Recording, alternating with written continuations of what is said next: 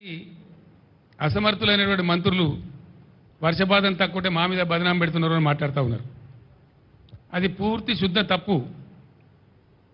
కొన్ని జిల్లాల్లో 7%, కొన్ని జిల్లాల్లో 16%, దాదాపు 20-25 జిల్లాలలో, ఉత్తర తెలంగాణ జిల్లాలలో, ముఖ్యంగా కరీంనగర్ లాంటి జిల్లాలో నార్మల్గా కురవాల్సిన దానికంటే అధిక వర్షపాతం కురిసింది.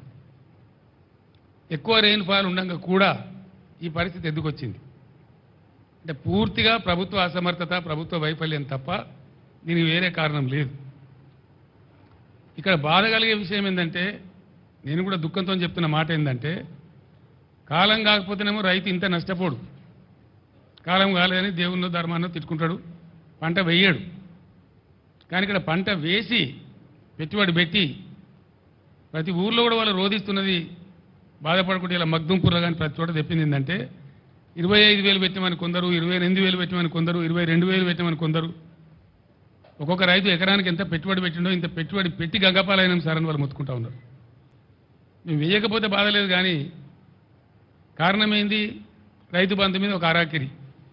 అది ఎప్పుడు వేస్తారో ఎప్పుడు వేయరో చెప్పకపోవడం, 7 ఎకరాలని 3 ఎకరాలని 4 ఎకరాలని దానిలో తొండి పెట్టి అసలు వస్తుందా రాదా ఒక కన్ఫ్యూజన్ గురి చేయడం రైతులను.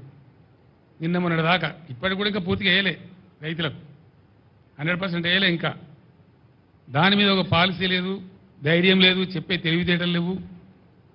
అదొక వైఫల్యం. మీ మెడలు వంచుతాం, ప్రజలకు న్యాయం చేస్తాం,